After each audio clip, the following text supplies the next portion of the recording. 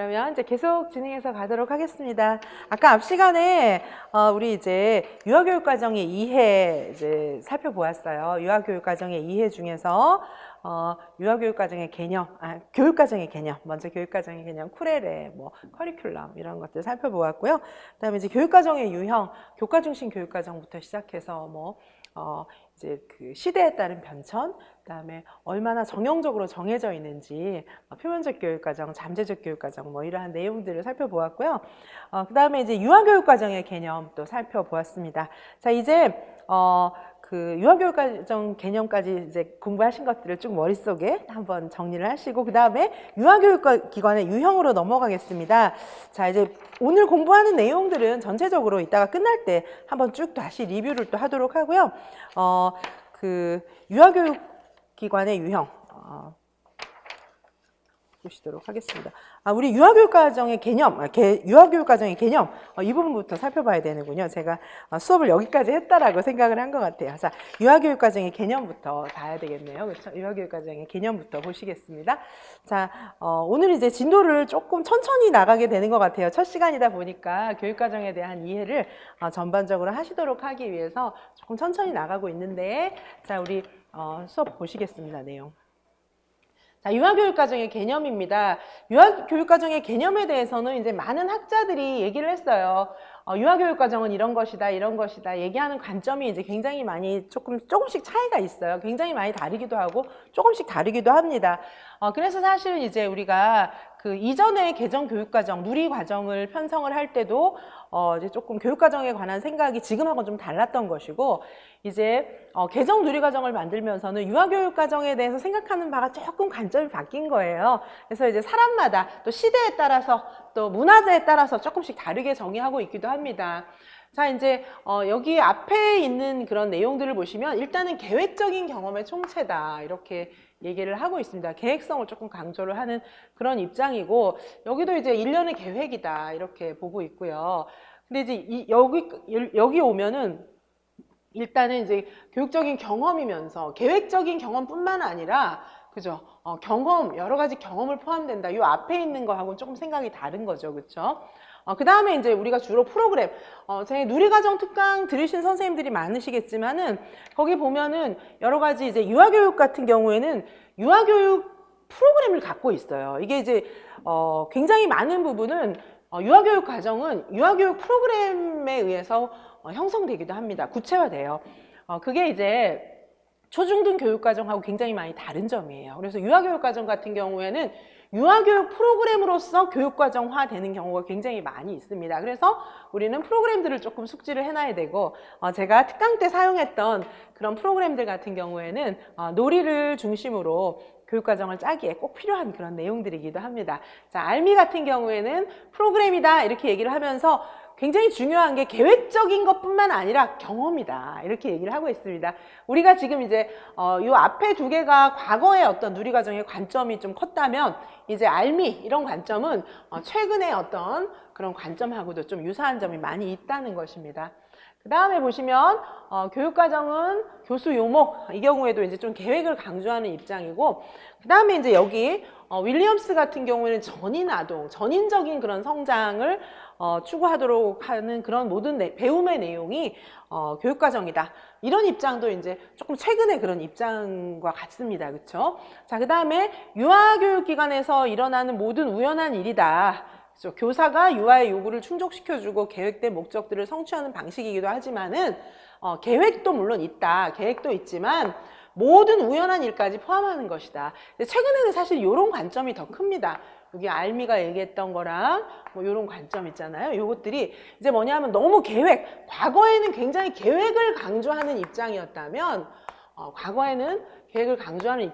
지금 이제 계획도 물론 중요하지만 이제는 뭐냐 하면 전체적인, 그쵸, 전반적인 모든 경험을 포함한다는 거죠. 이렇게 이제 변화되는 추세가 큽니다. 경험을 포함하고, 그 다음에 이제 과거에는 좀 인지적인 영역만 강조했다면, 이제는 정의적인 영역까지 확장, 어쩌면 인지적인 영역보다도 정의적인 영역을 심지어는 더 중요하게까지 생각하는, 그 다음에 이제 경험 플러스 여기는 우연적인 활동, 이런 것까지 포함하는 관점으로 점차 변화해 나가고 있는 것이에요. 지금의 어떤 누리과정 같은 경우에 이런 변화한 측면에 대해서 교육과정의 정의를 보고 있는 쪽으로 이렇게 변화했다, 이렇게 보시면 되겠습니다. 그 다음에 이제 미국 유아교육협회, 그죠? NAEYC 이런 경우에는 유아가 학습할 내용, 교육과정 목표를 성취해 나가는 과정, 이런 식으로 해서 조금 약간은 조직화된 틀로 보고 있어요. 여기 그렇죠. 조직화된 틀이다, 이렇게 보고 있지만 실제 이제 미국의 유아교육 같은 경우에는 그래도 상당히 융통성이 있는 그런 교육과정으로 운영을 하고 있습니다. 자, 보시다시피 유아교육과정의 개념에 대해서 정의하고 있는 입장은 학자들마다 조금씩 다르기도 하고 굉장히 많이 큰 차이가 있기도 합니다. 자, 그래서 유아교육과정이라고 하는 것은 좀 정의하는 시각, 학자에 따라서, 그리고 사회나 문화에 따라서 이제 많이 달라지고 있기도 합니다. 시대에 따라서도 달라지고. 근데 최근에는 이제 경험을 좀 강조하고 전체적인 좀 학습자의 자유로움, 인성적인 측면, 인지적인 측면보다는 좀 정의적이고 인성적인 측면을 강조하는 방향으로 변화하고 있다, 이렇게 보시면 되겠습니다. 자, 그 다음에 유아교육 과정의 특성입니다. 유아교육 과정의 특성. 일반 교육과정이 아까도 말씀드렸지만 유아만 있는 게 아니라 초등, 중등 과정에도 교육과정이 있잖아요. 그래서 그런데 그런 초등, 중등과는 조금 차이가 있는 유아교육과정의 특징은 아동을 대상으로 하고 있어요. 아동을 대상으로 하고 있기 때문에 굉장히 좀 집중 시간도 짧고, 그죠? 그리고 좀 손이 많이 가죠. 보호가 많이 필요하고, 그런 대상이라는 것을 좀 명심하고, 유아애들에게 맞는 발달 수준에 맞아야 돼요. 그죠? 발달 수준이, 너무 발달 수준보다 이렇게 좀 어려운 내용을 가르치고 이러면 힘들어질 수가 있어요. 발달 수준에 맞아야 되고, 그러다 보니까 유아들의 흥미에 따라서 교육을 좀 할 필요가 다른 초중등 교육보다 훨씬 더 좀 크다, 이렇게 보시면 되고요. 그 다음에 두 번째는 다양한 교육의 목적이 있다는 것입니다.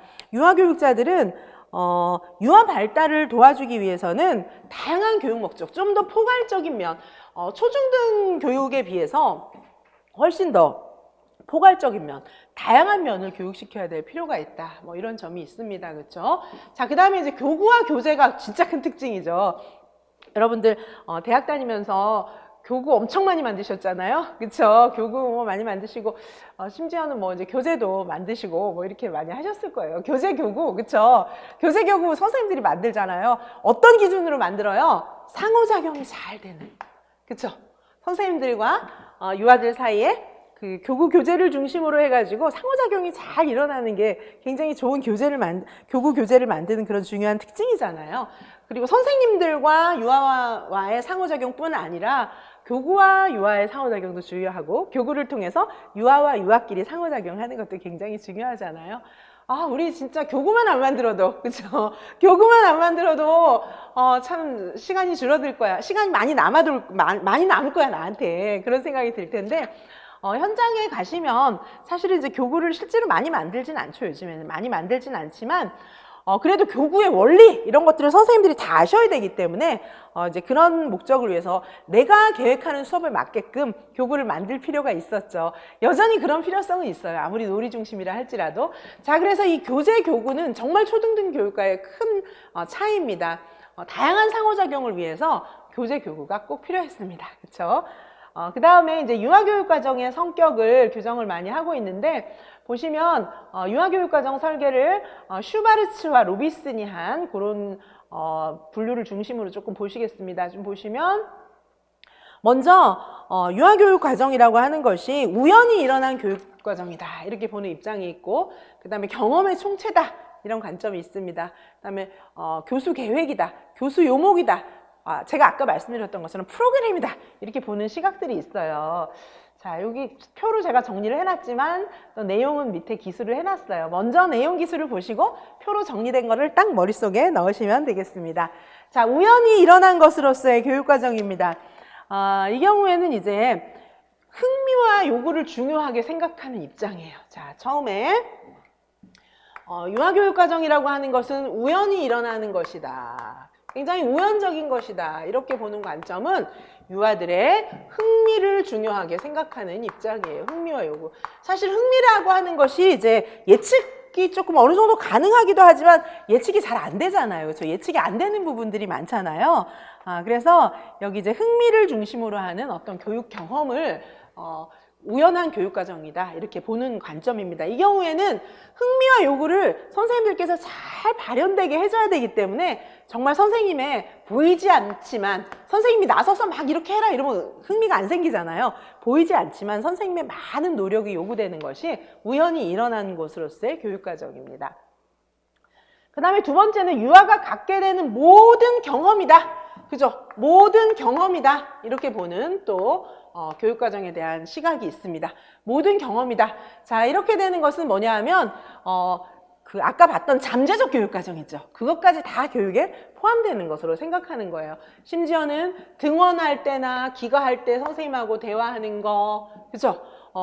그 학급의 여러 가지 주변 환경, 선생님의 인성과 태도, 상호작용 이런 모든 것들도 다 교육과정에 포함된다. 이렇게 보고 있는 굉장히 광범위한 그런 측면을 얘기하고 있는 것입니다. 이거는 뭐냐면 표면적 교육과정뿐만 아니라 잠재적 교육과정까지 같이 다 교육과정의 영역, 모든 경험이다. 이렇게 보는 것이 유아교육과정을 경험으로 보는 그런 입장입니다. 그렇죠? 자, 그 다음에 이제 세 번째, 교수 계획으로서의 교육과정입니다. 이게 이제 보편적인 개념이에요. 우리가 이전에 학교에서 우리 수업계획안 만들었잖아요. 그때 생각하는 교육과정은 바로 이거였던 거예요. 근데 이제 이런 생각을 조금 탈피하라라고 하는 거예요. 왜냐하면 융통성 있게 유아들의 생각을 반영하기 어렵기 때문입니다. 그래서 세 번째, 교수 계획으로서의 교육과정 이렇게 보는 입장이고, 요건 기존의 입장이에요. 우리가 수업계획안 만들고 이렇게 할 때 미리 짜는 어떤 수업에 관한 계획이다 이렇게 생각하는 관점이 또 이제 교수 계획으로서의 교육과정을 의미하고 있는 것입니다. 자, 그 다음에 네 번째예요. 네 번째는 교수 요목으로서의 교육과정. 교수 요목. 자, 교수 요목이라고 하는 것은 좀 내용, 교수 목표, 내용, 순서 이런 것들을 일련의 문서로 만들어 놓은 것이에요. 그래서 이거는 이제 굉장히 공식적인 어떤 문서를 얘기하는 겁니다. 공식적인 문서. 그래서 이제 사실은 뭐 실사를 나온다거나 어디서 이렇게 할 때 사용할 수 있는 것입니다. 네, 다음에는 이제 프로그래머로서의 교육과정이에요. 프로그래머로서의 교육과정은 이제 아까도 말씀드렸던 것처럼 유아교육에서 찾아볼 수 있는 독특한 관점이에요.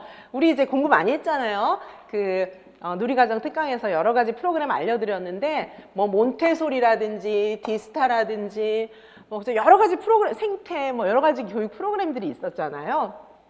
이렇게 보통 이제 유아교육에서 쓸 수 있는 그런 교육과정 모델로 이런 프로그램을 많이 제시해요. 그래서 사실은 이제 유아교육에서 교육과정 프로그램이다, 교육과정이다 이렇게 얘기하면 프로그램을 의미하는 경우가 많이 있습니다.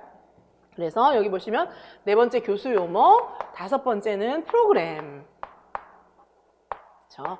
이런 내용들을 교육과정으로, 유아교육과정으로 좀 정의를 할 수가 있습니다. 이런 측면을 사실은 다 갖고 있습니다. 유아교육과정은. 자, 표로 정리되어 있는 거 다시 한번 확인하겠습니다. 먼저 우연히 일어난 교육과정이다 이렇게 보는 것이 이제 유아교육과정이에요. 어떻게 보면 이게 이제 발현적 교육과정 이걸 조금 의미하고 있는 거기도 해요. 자, 그래서 놀이와 활동 중심의 과정에 초점을 두고 개별적인 영유아의 흥미를 포커스로 보는 것이 우연히 일어난 것으로서의 교육과정. 자, 발현적 교육과정이 이제 이런 측면을 조금 설명하고 있는 거예요. 자, 그 다음에 유아가 갖게 되는 경험의 총체. 이거는 교사가 의도하지 않았는데 잠재적 교육과정의 성격을 좀 지니면서 모든 경험 이렇게 생각하는 것이 총체, 경험의 총체로서의 교육과정이고요. 그 다음에 이제 교수 계획으로서의 교육과정은 우리가 이제 수업 계획안 짜는 그런 형태의 교육과정을 얘기하는 거예요. 체계적인 교수 계획 이걸 의미하는 것입니다.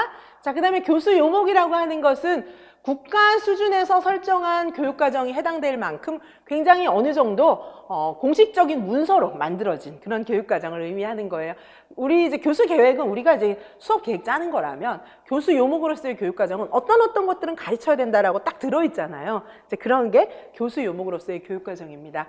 그 다음에 프로그램으로서의 교육과정은 어떤 접근법이나 특정한 이론 이런 거에 기초해가지고 뭐 레지오 에밀리아라든지 뭐 몬테소리라든지 이런 식으로 프로그램화된 그런 교육과정을 의미하고 있는 것입니다. 자, 유아교육과정이 무엇이냐라고 했을 때는 이 모든 측면들을 다 가지고 있고 우리는 이제 그 놀이 중심의 교육과정을 짤 때 이런 부분을 다 염두에 두고 짜게 된다 이렇게 볼 수가 있고요. 자, 그렇다면 이제 유아교육을 수행하게 되는 유아교육이 이루어지고 있는 유아교육 기관 내 유형을 좀 보시면 크게 유치원과 어린이집, 보육시설, 그쵸? 유치원과 보육시설인 어린이집이 있습니다. 그냥 이제 쭉 체크하고 지나갈게요. 아마 이 내용들은 다 아시겠지만 그래도 한번 정리만 쭉 체크만 하겠습니다. 유치원은 유아교육법에 의해서 그 적용을 받고요. 어린이집은 영유아 보육법이죠, 그렇죠? 유치원은 이제 교육과학기술부, 그렇죠? 그 다음에 보육시설은 보건복지부, 유치원은 만 3세부터 만 5세까지, 그렇죠? 초등학교 취학 전까지죠.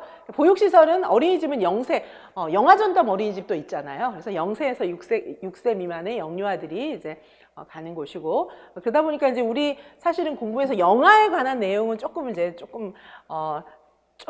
그렇죠. 유아보다는 영아는 조금 좀 덜 다루고 있는 측면이 있지만 사실은 이제 우리 유아교육과 학생들이 영아 전담 어린이집에 가서도 이제 여러 가지 경험들을 하고 영아에 대해서 또 알아야 여기 우리 유치원에 오는 그런 조금 유아들에 대해서도 좀 더 잘 알게 될 수 있는 그런 측면은 있긴 있습니다. 자, 유치원 같은 경우에는 유치원 정교사, 2급 정교사 자격증을 취득해요. 그렇죠? 그렇게 해서 이제 나중에 2급 정교사를 취득해서 우리가 이제 1급 정교사를 또 받잖아요. 그 다음에 1급 정교사를 취득한 다음에 원감, 원장 이렇게 이제 계속해서 근무 연한과 그 다음에 이제 연수를 받으면 이렇게 계속 올라갈 수 있잖아요. 보육시설 같은 경우에도 처음에 이제 우리는 이제 보육교사 2급이죠. 보육교사 3급은 유아교육과 출신이 아니에요. 그렇죠? 보육교사 2급을 받은 다음에 이제 경력을 가지고 승급 교육을 해요. 이것도 이제 보통 위탁 이렇게 의뢰해가지고 보통 대학에서 많이 하죠. 승급 교육도 우리도 승급 교육 유치해갖고 한 적이 있는데 이게 이제 승급 교육을 하면은 승급 교육을 받으면 일정한 시간을 이제 그 이수하도록 되어 있어요. 대학에서 이제 교수들이 프로그램을 짜서 강의를 하게 되는데 승급 교육을 받으면 이제 1급이 되는 거죠. 역시 또 시설장 교육도 있어요. 이렇게 해서 시설장까지 가게 되는 것입니다. 자, 유치원 같은 경우에도 보육시설 같은 경우에도 모든 계층 대상의 영유아들을 케어하도록 되어 있고 교육하도록 되어 있습니다. 과거에는 그렇지 않았죠. 상류층의 영유아들만 이런 혜택을 받을 수가 있었지만 지금은 모든 계층을 대상으로 하고 있고 유치원 같은 경우에는 유치원 교육과정이고 어린이집은 표준 보육과정이지만 지금 누리과정 같은 경우에는 유치원과 어린이집 공통 적용입니다. 그렇죠? 자, 유치원을 먼저 좀 보실게요. 유치원은 국립, 공립, 사립으로 구분이 됩니다. 국립은 국가에서 운영하는 곳이고 선생님들이 시험 보시게 되는 그런 대상 유치원은 공립유치원 교사가 되기 위해서 우리가 시험을 보는 거잖아요. 자, 공립유치원이라 함은 뭐냐 하면 시도지방자치단체가 설립 운영하는 유치원이 공립유치원입니다. 공립유치원은 크게 병설유치원이 있어요. 그렇죠? 병설유치원이 있고 그 다음에 단설유치원이 있죠. 그래서 이제 보통 병설도 단설도 다 장단점이 있고 좋아요. 이제 여러분들 실습 나가고 나면 이제 교수님들이 전부 다 실습 지도 다니잖아요.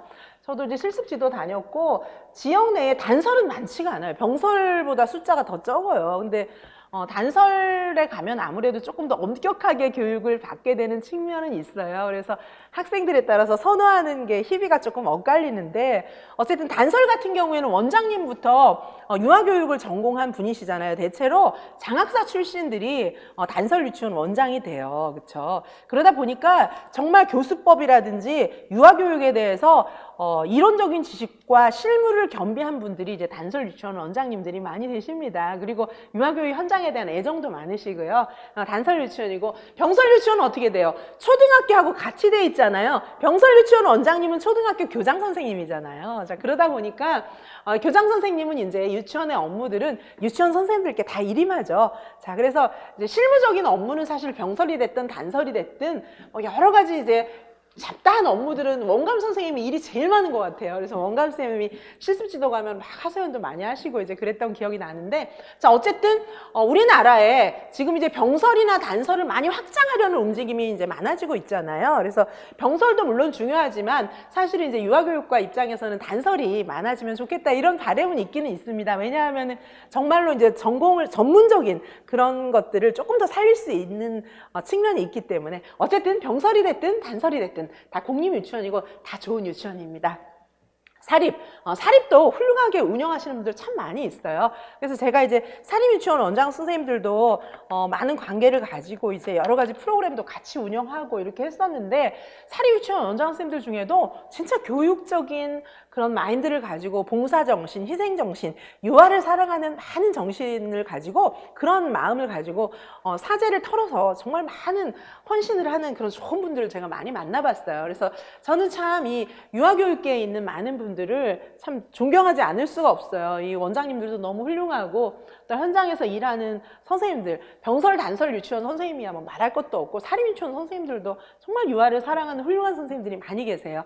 자, 그래서 사립유치원은 개인이 운영하는 것도 있지만 법인이 운영하는 것도 있어요. 그렇죠? 그래서 사회복지법인, 사단법인, 재단법인, 학교법인은 별로 없는 것 같고, 그리고 이제 저런 학교법인도 있긴 있죠. 그리고 뭐 종교법인 이렇게 해서 법인에서 운영하는 그런 유치원들이 또 많이 있기도 합니다. 어쨌든 유치원은 크게 국립, 공립, 사립 이렇게 나누어서 보실 수가 있습니다.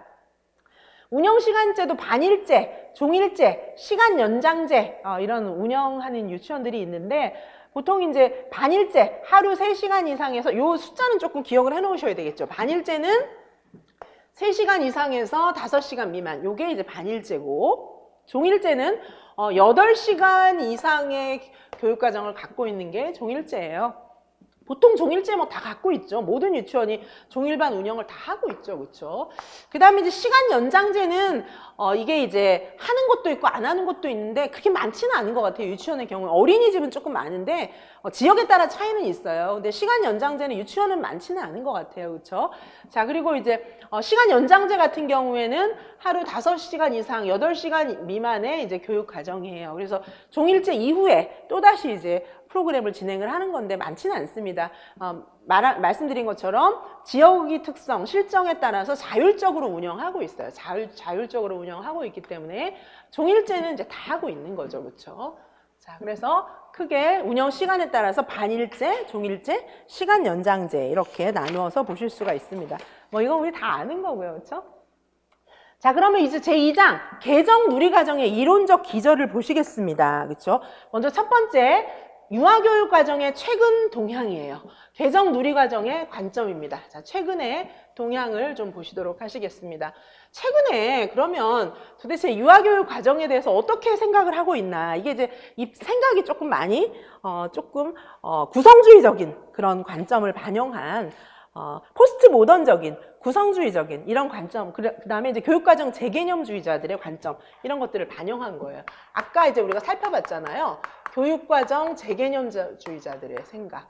교육과정 재개념주의자들은 사실 이제 왜 나타났어요? 이따 공부를 또 하겠지만, 여기는 뭐냐 하면은 너무 그죠, 타일러식의 어떤 목적 지향적인, 계량적인 이런 기술적이고 계량적인 이런 움직임에 대해서, 너무 합리주의적인 이런 움직임에 대해서 좀 반성을 하게 된 거예요. 반성을 하고, 그 다음에 이제 너무 학습자들을 오히려 소외시키고 이런 문제에 대해서 좀 생각을 하면서 원래로 돌아가자. 교육과정의 원래로 돌아가자. 인간의 실존 문제 이런 것에 대해서 생각을 하게 된 관점 이런 것들이 녹아 있습니다. 그 다음에 두 번째는 구성주의적인 관점이에요. 자, 구성주의랑 반대되는 건 뭐 있습니까? 객관주의죠.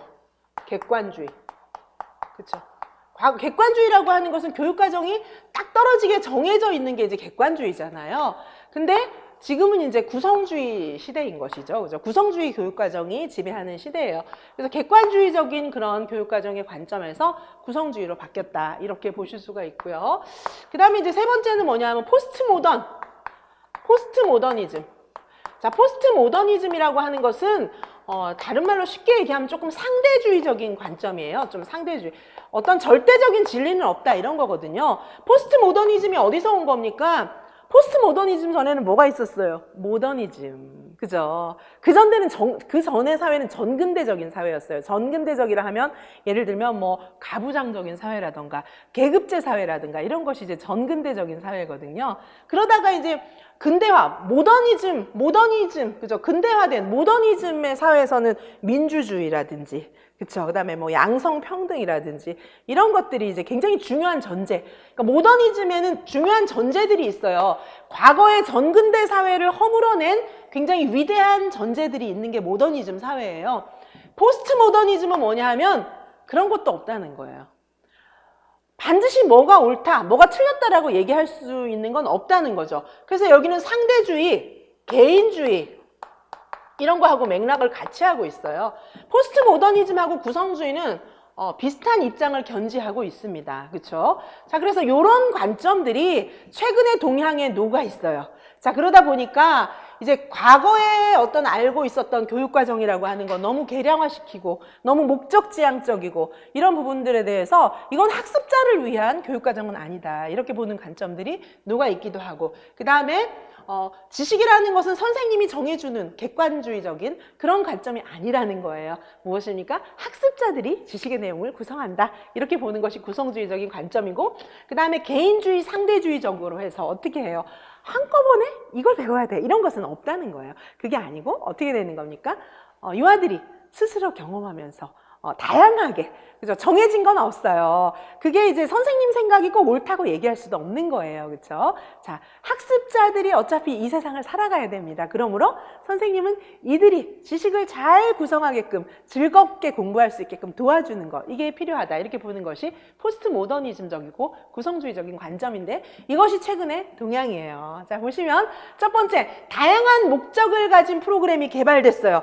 과거에는 어떤 한 방향만 있었어요. 어떤 거? 인류의 문화유산을 전수해야겠다. 뭐 이런 것들이 있었는데 지금 아닌 거죠. 자, 먼저 어떤 게 있습니까? 굉장히 중요한 게 평화교육과정. 그렇죠? 평화교육과정. 여기서 보시면은 교육과정 재개념주의자들이 이제 이 재개념 운동이 발생하게 된 게 그 베트남 전쟁이라든지 뭐 이런 것들, 그 다음에 이제 서양에 굉장히 잘 사는 나라들이 약소국을 침략하게 되고 제국주의의 열강 이런 것들을 보면서 굉장히 회의를 느끼게 된 것으로부터 출발한 배경도 있거든요. 교육과정 재개념주의자들의 생각이. 자, 그러다 보니까 요즘에 굉장히 중요하게 생각하는 것은 평화교육과정이에요. 평화교육과정. 자, 평화교육과정이라고 하는 것은 교육과정 안에 자 평화시간이야 이런 건 없어요. 그건 아니고 모든 과목, 모든 교실, 모든 놀이터, 모든 가정 일상생활 속에 평화를 생활화시킬 수 있게끔. 자, 그래서 이제 차별을 하지 않으려고 하는 거예요. 그렇죠? 평화를 아이들한테 막 가르치게 되어 있습니다. 자, 그래서 어떻게 되어 있어요? 갈등의 평화적 해결 기술, 문화적 다양성에 대한 이해. 그래서 다문화 교육 이런 것도 하잖아요. 그죠? 문화적 다양성에 대한 이해. 그다음에 자연과 인간의 조화. 뭐 이런 것들이 다 지금의 어떤 유아교육 프로그램 속에 많이 녹아들도록 하려고 노력하고 있고 이런 프로그램들을 가르치라고 많이 권장하고 있습니다. 그렇죠?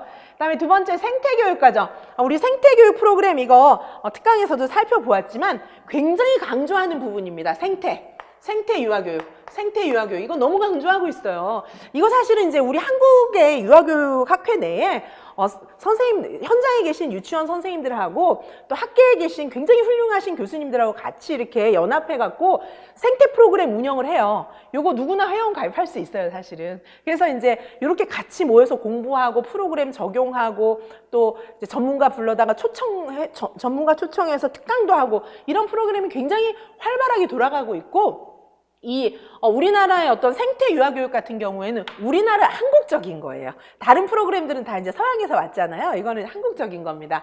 자연 친화 교육의 형태로 개발이 많이 되고 있고, 이런 것들은 이제 우리나라는 생태 프로그램으로 이제 특화되어 있지만은 서양의 어떤 레지오 에밀리아라든가 이런 부분들도 자연 친화적인 거 다 발도르프도 마찬가지고 다 자연 친화적인 거 강조하고 있어요. 이제 그런 측면에서는 이제 그런 것도 다 생태 교육 과정이 하나다 이렇게 볼 수도 있습니다. 자, 그래서 꽃, 식물, 동물 뭐 이런 것들을 주제로 해서 우리 유치원에서 이런 거 많이 가르치잖아요. 그렇죠? 이런 것들은 계속해서 더 강조하면 좋다는 거죠. 그러면 자연과 친밀감을 높이고 평화 교육도 돼요. 아름다운 거를 추구하는 그런 유아가 나중에 평화를 안 하겠습니까? 그렇죠? 그리고 자연 친화 교육 뭐 이렇게 되는 거죠. 그 다음에 다문화 교육, 반편견 교육 이런 거. 반편견이라는 건 뭐예요? 편견을 갖지 않게 하는 교육이에요. 뭐 굉장히 광범위해요. 예를 들면 서양 같으면은 백인 애들이 흑인에 대한 편견이 있다던가, 그렇죠? 아니면은 이제 남성 여성 간의 어떤 편견이 있다던가, 이런 우리가 살면서 좀 다른 집단에 대한 편견을 가질 수가 있잖아요. 그런 걸 갖지 않도록 해주는 거예요. 예를 들면 장애 통합 교육도 이제 반편견 교육의 하나라고 볼 수가 있겠죠. 어떻게?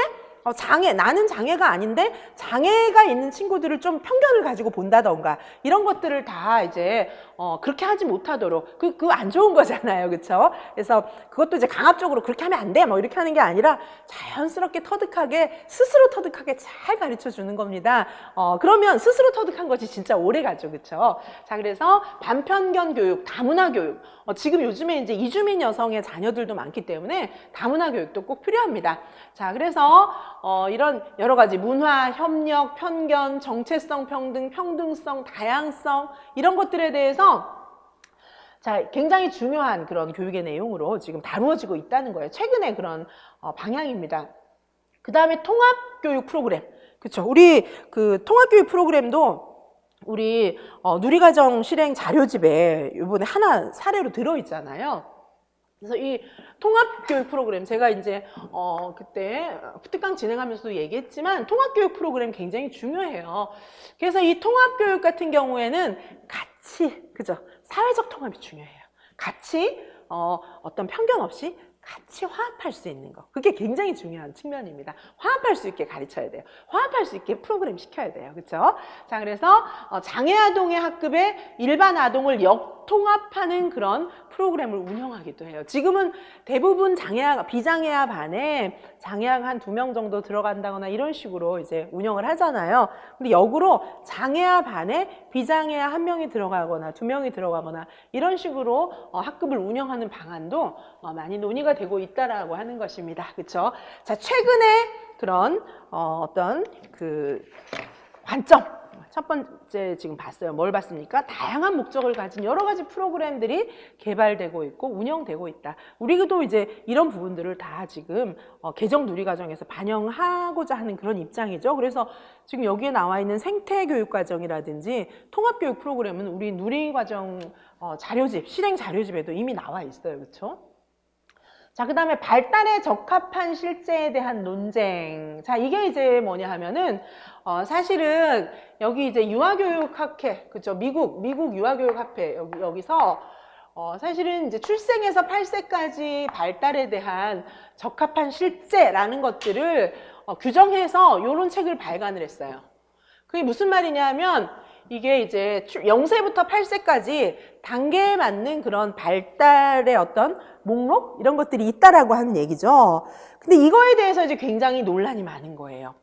아니, 뭐, 1세는 다 똑같이 이렇게 발달해야 되고, 7세는 이렇게 발달해야 되고, 이제 그런 기준을 만들어 준 거잖아요. 그럼 거기에 미치게 하게끔 선생님들이 막 노력을 해야 된다라는 그런 메시지로 들릴 수도 있어요. 유아는 다양한데. 그쵸? 그리고 한 가지가 좀 많이 발달했다가 다른 건 나중에 그게 또 한 가지 발달한 부분이 견인할 수도 있는 부분이고, 어쨌든 굉장히 다양한데 그런 다양성에 대해서 생각하지 못하고 출생에서 8세까지의 발달에 적합한 실제, 이 부분에 대해서 얘기하고 있는 것이 이렇게 인위적으로 규정하고 있는 것이 적합하지 못하다라고 보는 그런 관점이 있습니다. 자, 그래서 이런 부분에 대해서 어떻게 이제 얘기를 하고 있냐 하면은 이 세 가지가 중요하다는 거예요. 더 중요한 건 여기에 포커스가 있는 게 아니라 여기에 포커스가 있다는 거예요. 그래서 발달에 적합한 실제, 이거를 액면 그대로 받아들이면 안 되겠다는 겁니다. 그래서 어떻게 하자는 거예요? 연령의 적합성, 그쵸? 유아가 속한 연령, 이제 어느 정도 연령에 따른 공통적인 발달의 특징은 있다라는 거죠.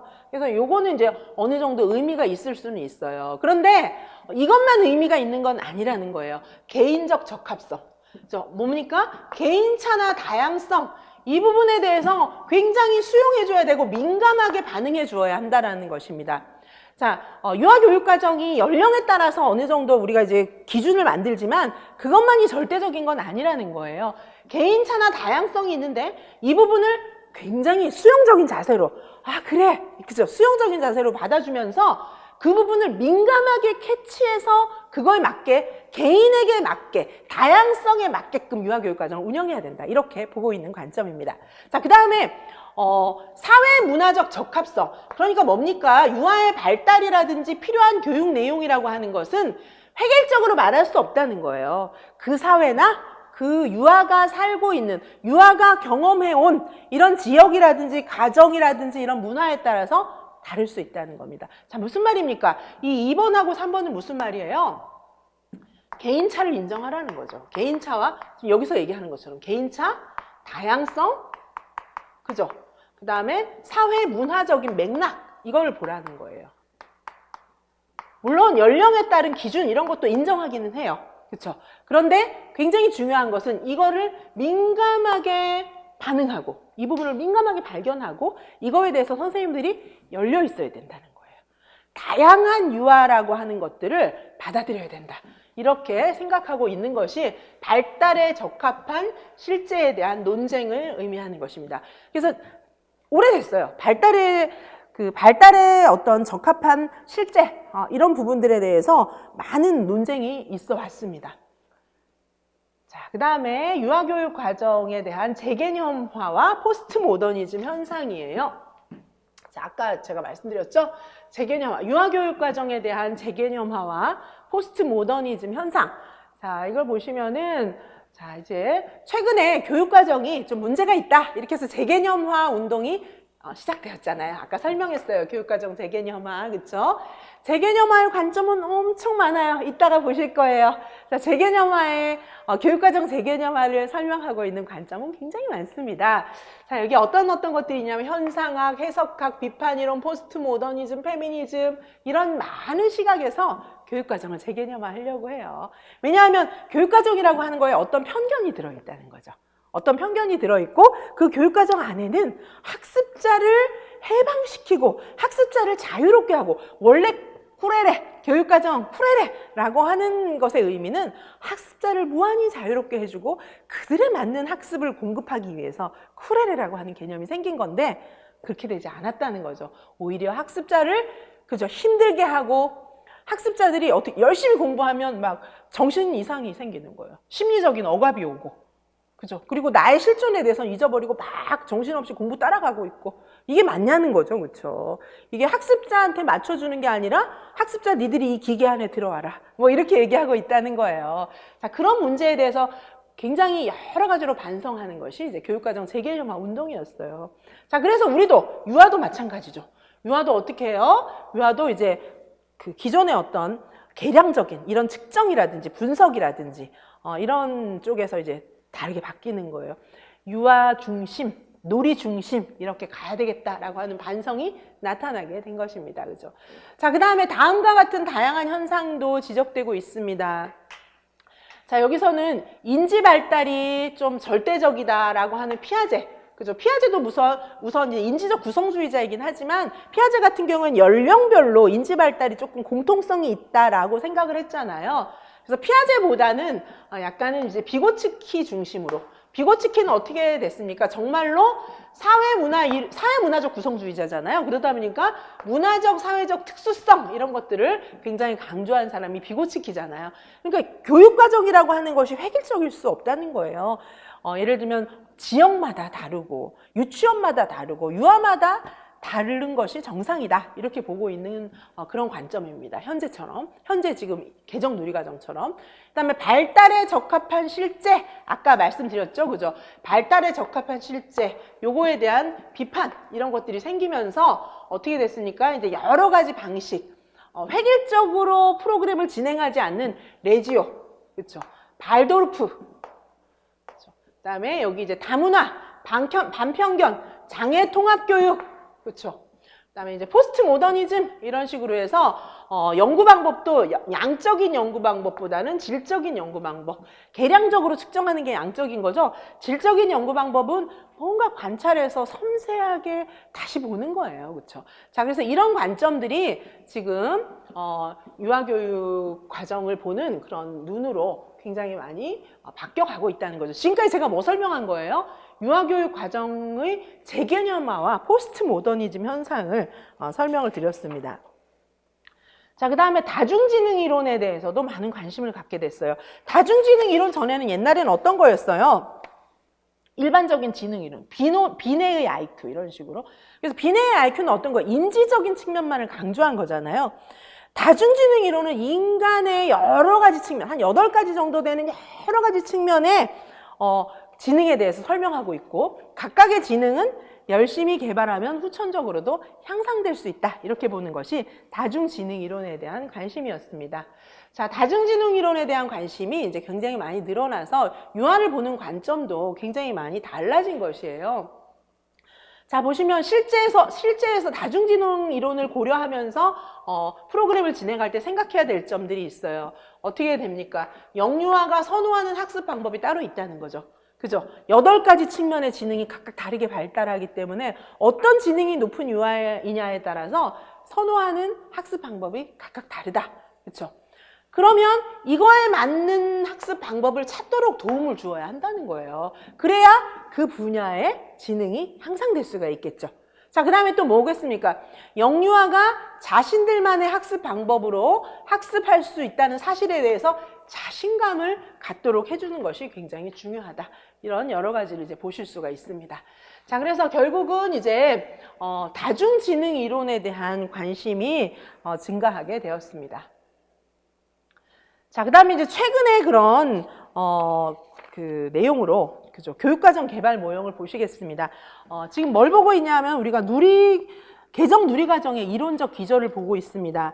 유아교육과정의 최근 동향도 과거의 교육과정과는 조금 다른 식으로 지금 많이 강조하고 있어요. 포스트 모더니즘이라든지 재개념주의자들의 입장이라든지 그 다음에 이제 발달에 적합한 실제 이런 부분들에 대해서 비판하면서 여러 가지 새로운 프로그램, 레지오 에밀리아 프로젝트, 발도르프 뭐 이런 여러 가지 프로그램, 그다음에 다문화 교육 이런 부분들을 강조하고 있기도 하고 다양한 프로그램, 평화 교육이라든지 이런 부분들을 강조하고 있기도 합니다.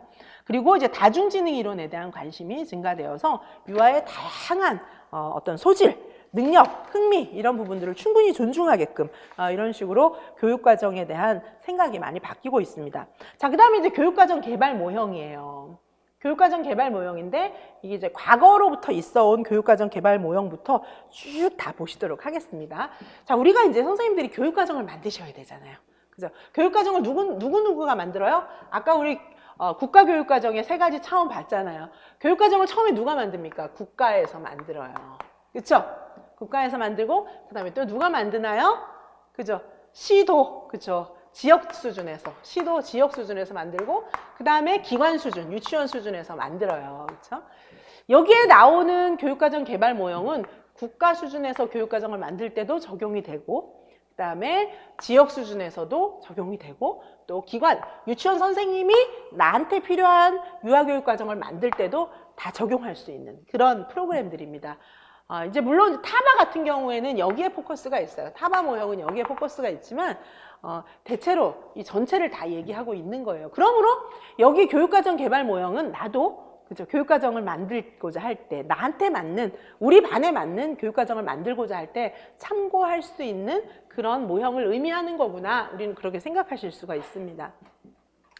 자, 먼저 목표 모형이에요. 목표 모형 크게 두 가지가 있습니다. 타일러 모형과 타바 모형, 이렇게 두 가지가 있어요.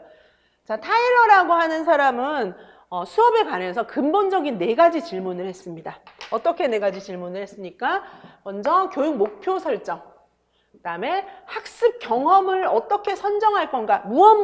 무엇을 학습 경험으로 선정할 건가? 학습 경험을, 그죠? 어떤 건 먼저 배우게 하고, 어떤 건 나중에 배우게 하고, 어떤 건 2번 배우게 하고, 어떤 건 3번 배우게 하고, 어떻게 조직할까? 학습 경험의 조직. 그 다음에 평가는 어떻게 할까? 이렇게 해가지고 크게 4가지에 대해서 문제의식이 있었어요. 자, 요거는 좀 기억을 하셔야 되겠죠. 목표 설정, 학습 경험의 선정, 조직, 평가, 이렇게 4가지 측면에 대해서 관심이 있었습니다. 자, 그래서, 그죠. 목표 설정. 여기 보시면 이제, 여기 이제 목표를 만드는 여러 가지 다양한 그런 과정들이 있는데, 어쨌든 목표 설정에 관심이 있었고, 타일러는 최종적인 교육 목표는 어떻게? 가시적으로, 구체적으로, 측정 가능한 행동, 동사, 뭐 이런 거를 사용하라고 나중에 강조했죠. 그렇죠? 그래서 교육 목표를 굉장히 명백하게, 측정 가능하게 만들어라. 이렇게 설명한 사람입니다. 그 다음에 이제 학습 경험을 선정할 때는 이러한 원리를 좀 지켜라. 기회, 만족, 가능성, 다경험, 다성과 이런 원리를 좀 준수해라. 이렇게 얘기하고 있습니다. 충분한 기회를 줘라. 그렇죠? 기회의 원리. 그 다음에 학습자들이 만족하게 해줘라. 만족의 원리. 가능성. 학습자들이 뭔가 도달 가능한 걸 줘야지 도저히 난 해도 안 돼. 이런 걸 주면 안 된다는 거죠. 가능성의 원리. 자, 그 다음에 다경험, 많은 경험을 가능한 한 주어진 시간 내에 하게 해줘라. 그 다음에 다성과는 뭐예요? 한 가지 활동으로도 성과를 많이 낼 수 있는 그런 활동을 하게 해줘라. 뭐 이런 겁니다. 그 다음에 학습 경험의 조직 원리로 계속성, 계열성, 통합성 뭐 이런 원리들이 있어요. 이거 이제 타일러가 얘기를 하긴 했지만 타일러만 얘기를 한 건 아니고 이제 많은 사람들이 얘기를 했죠. 계속성이라고 하는 것은 이런 거죠. 5살 때 배운 거 6살 때 또 배우고, 6살 때 배운 거 7살 때 또 배우고, 7살 때 배운 거 초등학교 1학년 가면 또 배우고, 이렇게 반복해서 배우게 되잖아요. 우리가 한 번만 배우는 게 아니죠. 그렇죠? 자, 요게 이제 계속성입니다. 계열성이라고 하는 것은 어떤 것은 먼저 배우고 어떤 것은 나중에 배우고, 이렇게 순서를, 어떤 것은 먼저 어떤 것은 나중에 이렇게 순서를 이렇게 짜가지고 요게 이제 그죠, 어느 정도 통일성을 가지고 이렇게 확장되게끔 해주는 그런 원리가 이제 계열성이에요. 이제 계열성 같은 경우는 이런 수직적인 원리예요. 수직적인 원리, 순서적인 수직적인 원리라면, 통합성의 원리는 수평적인 원리예요. 국어, 수학, 과학 이렇게 같이 한꺼번에 묶어서 가르치는 거. 이게 이제 통합성의 원리이기도 하죠. 우리 같으면 뭐 신의사 예자, 이게 이제 통합적으로 우리가 놀이 속에서 실천되는 것을 최근에 이제 많이 강조하고 있잖아요. 그것이 이제 통합성의 원리입니다. 그 다음에 평가도 그 2번 이상의 평가, 다양한 평가 방법을 활용, 학생의 특별히 행동평가, 이거 어떻게 해요? 눈에 보이는, 측정 가능한. 타일러는 계속해서 행동평가라는 얘기는 어떻게 해요? 측정 가능한 형태로, 그죠? 측정 가능한 형태로 평가해라, 이렇게 얘기하고 있고, 목표하고 평가는 반드시 일치해야 된다, 이렇게 보고 있습니다. 목표 지향적인 평가, 이런 내용들을 강조하고 있는 것이 이제 타일러의 교육과정에 대한 생각이었고, 사실은 이전까지 3, 5세 누리과정 속에는 이 입장이 충분히 반영되어 있습니다. 그죠? 이거 중심으로, 타일러적인 입장 중심으로 해서 반영이 되어 있는데, 보시다시피 그죠? 이 경우에는 굉장히 고전적인 모형이에요. 목표 모형은. 자, 그 다음에 이제 타바는 많은 선생님들이 아마 이름만 기억이 나지 많이 헷갈리셨을 것 같은데, 타바는 교사 참여 교육과정 개발 모형을 만들었어요. 그래서 이게 원래 자세한 단계가 막 10단계씩 이렇게 나와 있는데 그렇게 할 필요는 없을 것 같고, 일단 5단계만 실어놨어요. 5단계만. 왜냐하면은 여기 1단계가 굉장히 길어요. 1단계가 엄청 또 자세하게 쪼개져요. 근데 어쨌든 5단계의 교육과정 모형을 제시를 했습니다. 자, 그래서 이게 이제 무슨 말이냐 하면은 국가교육과정이 내려오잖아요. 국가교육과정이 짜여져 오면은 그게 이제 그대로 선생님들이 기계적으로 실행하도록 하는 것은 사실 있을 수 없는 일이에요. 그러다 보니까 국가교육과정이 짜여져 내려올 때 개별 각각 학급에 있는 선생님들이 나에게 맞는 교육과정으로 재구성할 때 적용할 수 있는 모델이 타바의 교사참여 교육과정 개발 모형이에요. 그래서 선생님들한테 어떻게 하라고 얘기를 하고 있냐 하면 먼저 시험적인 단원 개발, 그쵸? 그다음에 단원을 처음에 시험적으로 개발을 해봐요. 내가 예를 들면 놀이 중심 이런 것도 새로 이제 시험적으로 좀 구성을 해볼 수가 있겠죠. 개발하는 절차가 이제 굉장히 여러 가지가 있어요. 근데 복잡하니까 그거는 제가 기술을 안 했고요. 그다음에 이제 만든 다음에는 한번 실행을 해보는 거예요. 실행을 해보고 이제 소규모 유아들 대상으로, 소규모 학생들 대상으로 실행을 한번 해보는 거죠. 그 다음엔 어떻게 하냐면은 이제 시험적인 단원을 수정 보완하는 거예요. 그죠? 한번 이제 시험적으로 실행해 봤더니 이런 점은 좋았다, 이런 점은 뭐 좀 수정해야겠다, 이런 문제들이 있을 테니까 수정 보완을 하는 겁니다. 자, 그 다음에 이제 다시 이 처음에 만들 때 단원 개발할 때도 굉장히 신중하게 개발을 했고, 자, 그 다음에 이제 실행도 해봤고 수정 보완도 했기 때문에 이제 범위와 계열에 따른 단원을 다시 배열을 하는 것입니다. 자, 배열을 한 다음에 이게 이제 잘 되면 와, 내가 해보니까 성공적이었어 이러면서 예를 들면 유치원의 장학협의회, 동료장학협의회라든지 아니면 학습공동체라든지 이런 데서 새 단원을 보급을 하는 거예요. 이렇게 해보니까 굉장히 좋더라, 막 이렇게 같이 나누면서 퍼뜨리는 거예요. 그쵸? 자, 이렇게 하는 것이 타바가 개발한 교사참여 교육과정 개발 모형입니다. 자, 그러다 보니까 이것은 이제 뭐예요? 귀납적인 모형이에요. 처방적이면서도 귀납적이고 계속적인 그런 모형이에요. 왜냐하면 처방적이잖아요.